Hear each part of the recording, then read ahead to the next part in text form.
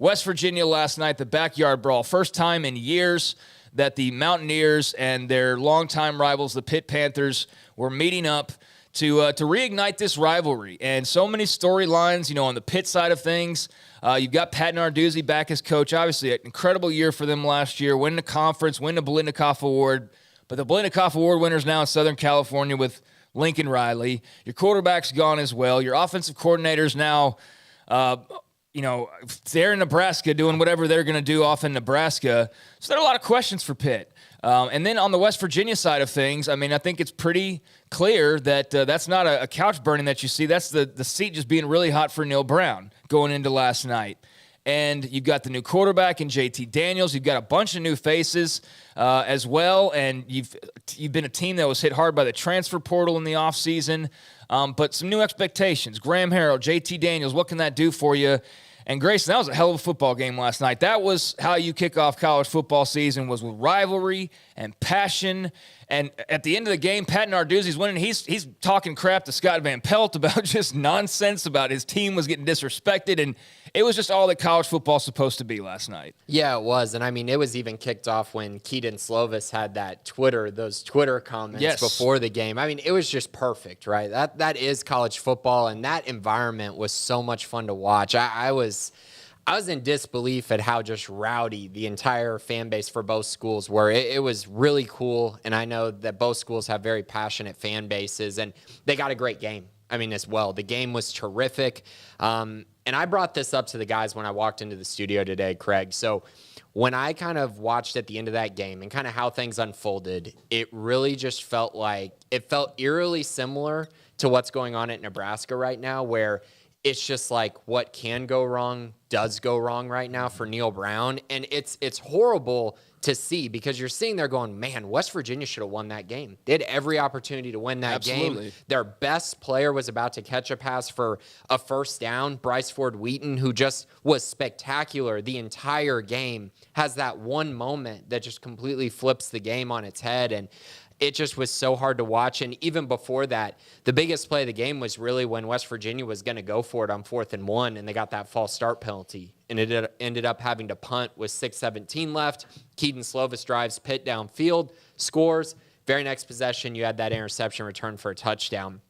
And it just was really it was tough for me to sit there and go, man, this stinks for Neil Brown. And he's got to feel sick to his stomach. The whole team does, because they had a golden opportunity to get a massive win in the Backyard Brawl. Yeah, and there are definite questions about West Virginia coming out of last night. I was interacting just a little bit on Twitter afterwards. My overall thought, in final score 38-31, Pitt gets the victory, but definitely a game that West Virginia has to feel as though was theirs on multiple occasions, and they just could not close the deal. And I made the comment afterwards of, look, there's a lot to like about what JT Daniels brings, because let's just kind of start there for one. There's just a different confidence level with him on the offensive side for them, as opposed to what we saw the last couple of years, where it was just a lot of you could just feel the lack of confidence in what they were doing offensively, and you could almost feel that. Not to say that I know the players at all, but you can read the body language. You can kind of get a sense. Like, those guys believe in JT. They believe he can take them down the field and move them down the field. And I felt that confidence was just kind of there from the very beginning. Just him having that presence. And my only concern for him is just that offensive line. I just don't know how it's going to hold up throughout the season. So that's kind of leads me to just conversations after the game last night. Is I feel like there was definitely some things to be excited about. I think you have to be excited about JT Daniels. He's a definite upgrade over what you've had. I think you had to be excited about the opportunity, although devastated that you didn't get this 1-0 start. And that, to me, is a triple whammy, because you got these glimpses of these fun players like C.J. Donaldson to watch, who, man, what a career he's going to have, and I can't wait to watch how he just continues to go. But there's a few things to like, but there was also just this triple whammy of you should have won that game and you didn't. And now you look at their schedule, and there's not like a 3-game stretch where they can just go 3-1 now. This is going to be tough for them to just kind of stay around that 500 vicinity. So you now have kind of put yourself behind the 8 ball already in game number 1. You lose a road game that would have been massive to win, and you lose to this just hated rival and you could have just gone and beat them and punched them in the mouth right out of the gates, and you let it slip through your fingers. So that's like the double whammy. And then there's the JT Daniels factor. If he played pretty well and definitely played better than most of the quarterback play you've had in recent years, like if you see some of the other things come together, you're like, absolutely, they could be, you see what their defense can do, even though there's some spots. But, the front of that defense is still pretty nasty.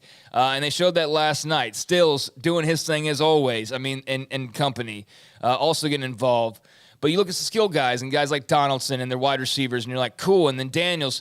But then you realize that they had that opportunity, and part of the reason he got ripped away was because of a few mistakes, but also because that offensive line just couldn't hold up. And that's where I feel like it's a triple whammy, because you could have beaten your rival. You could have gotten this big win. And, you could have done all that and done it despite what are probably going to be some of your weaknesses and what could lead to you having some problems down the line. So I thought it was just really important for them to get that win, because I don't know if that O-line is going to hold up the rest of the year. I don't know where 6 more wins are coming from on that schedule. So to me, again, there were things to like, but it just felt like they got hit from a few different directions in the way that they lost that game. Well, and they have to regroup quickly, because they start conference play next week against Kansas. That should be a game that they win, but you're still, we don't know what Kansas is going to look like. We haven't seen them play. We know that Lance Leipold's a very good coach, so we'll see. We'll see how they look, but West Virginia can't allow this game to beat them twice. I will say this, though. I've been high on West Virginia since the beginning. I really think they're going to be a bowl team this year. And after watching last night, I feel even more confident in that. You do? Okay. I do. And I know that they have problems on the offensive line. I understand that. But I think they found their playmakers and the guys that they can rely on throughout the season. I also think JT Daniels is a stud, and I think his receivers might be even better than he is. Those guys are very good. Bryce Ford-Wheaton is an awesome player. Caden Prather, an awesome player as well. I think that when I'm kind of looking at West Virginia coming up next here, I kind of look at the fact that they get Baylor at home, they get Oklahoma at home, and they get K-State at home. They're going to be a team that's probably going to play a factor in the Big 12 race, even if they're not in the Big 12 championship or in the running to finish first in the Big 12. They're going to have a say in the teams that make it to the Big 12 championship, I think. And so that makes things really special for them as far as an opportunity. I will say, though, I do have question marks about the offensive line. Yeah, that's an area that you have to. But I think people are also forgetting that coming into the year, that was Pitt's strength.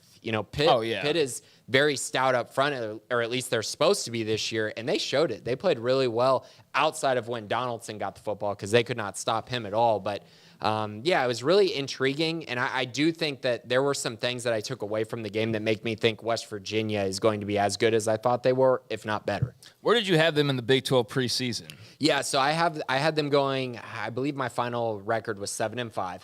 And I actually had them beating Pitt, losing to Virginia Tech in week 4, because they go to Va Tech. That might flip at this point. I still think they'll win the next 3 in a row. And that puts them right around middle of the pack. 5-4 in the Big 12 is about what I expect for them, which is a fine year. And I actually think that would save Neil Brown's job.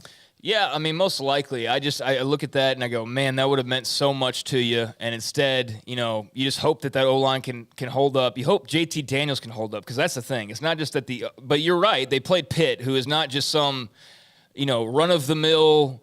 They just threw us some vanilla defense out there with no talent. No, they've definitely got some talent. And so, that's not going to be the case every single week for their O-line. That's who they're matching up with. So, they'll get Kansas, they'll get Towson, and then a couple of interesting road trips with Virginia Tech and Texas back-to-back. And that will be a very interesting little run at the end of this month to kind of see where they are at that point. But that would have been nice.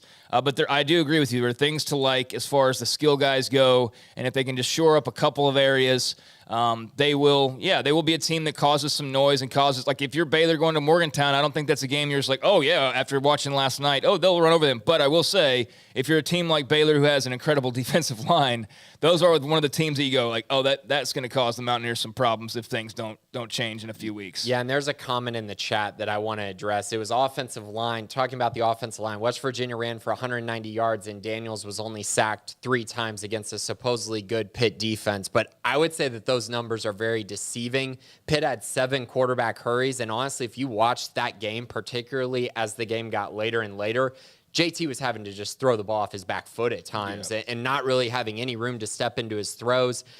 West Virginia did sustain an injury on the offensive line during that game, which I think hurt them as well. I believe Hubbard came in and got the false start penalty, and that really set them back. He had a couple other mistakes as well. I think he had a false start on one of the last drives also. So they did have issues up front. And if you watch that game, they did have those issues. And I will also say, yes, they did run the ball effectively, 190 yards, which has not been the case during Neil Brown's time there. But it was 7 for 125 from Donaldson and a whole lot of nothing outside of that. So that makes me go, why is he not getting more carries? Well, especially on the 4th and short. Right. Why did they not? When they had him in particular, like if they didn't have him and they decided to, 4th and short, let's just not take a risk here, that would have been somewhat understandable. But I still think that all of us at home are like, roll the dice. Like, this is like kill shot. And especially when you see Donaldson there, you're like, and you have him, like, yeah, you can get a yard or two. Yeah, absolutely. But, again, game number 1, don't want to go crazy over that, even though we're talking a lot about it. But I think there's more to like than not like about West Virginia coming out of that game, certainly. And I feel good about what they can do the rest of the year, the noise that they can make. And, I think they've got some fun playmakers that are going to be really interesting to watch. Just a couple areas that, again, are going to have to get better or get shored up, but they're certainly going to make some noise. And, that's not a trip that I think if you're going to Morgantown, you can just chalk that up as a W. You never really could before, but I think particularly with, what we saw last night, again, not to overreact too much, but it seems like they're going to be a participant in some of the craziness. Yeah, and honestly, if you would have told me that Pitt was only going to run for 76 yards, I would have told you there's no way they're beating West Virginia in this game. Just kind of my scope on the Pitt side of things. Like, for them to survive this game with a win, that's huge for them. Oh, yeah. Now, I think they're going to get – I don't know if they're going to get blown out, but I don't think they're getting by Tennessee next week. And I think Tennessee's going to have something else cooking for them. But I will say, for Pitt, this is a huge win. Like, there's no doubt about it. Keaton Slovis, a huge drive to win them that game, a game-tying drive that ended up, you get the pick 6 on the next drive, so it ended up basically being a game-winning drive.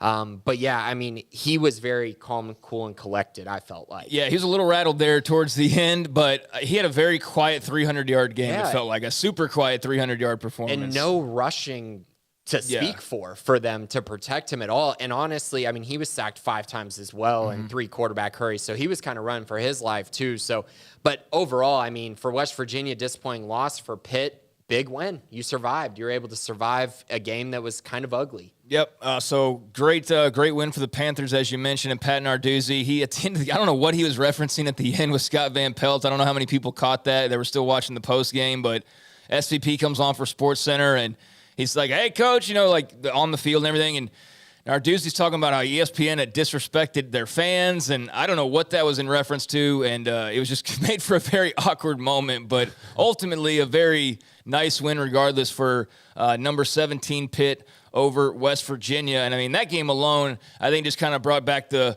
buzz of college football for a lot of people, although it certainly wasn't the only contest. I mean, we'll get into Oklahoma